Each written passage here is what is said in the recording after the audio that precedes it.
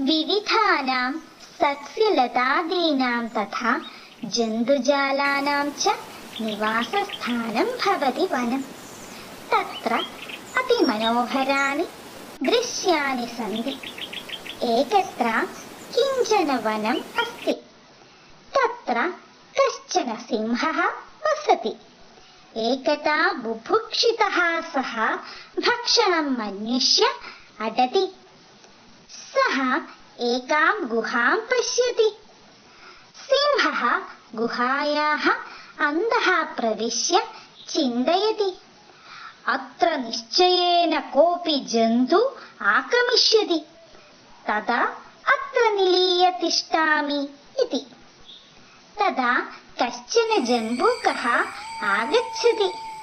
गुहामुखे सिंहस्य पादचिह्नानि पश्यति। सः चिन्तयति, सिंहः गुहायाम् अस्ति इति। तद् परीक्षितुं सः जम्बूकः उच्चै गुहां पृच्छति।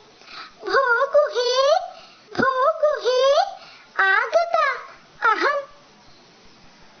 त्वं कुतः न प्रतिवदसि?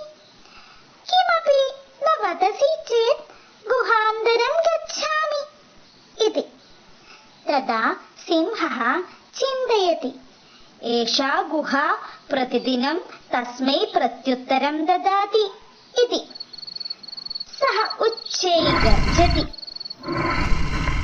सिंहगर्जनं श्रुत्वा जम्बूकः ततः धावति। अवधानेन कार्याणि कर्तव्यानि।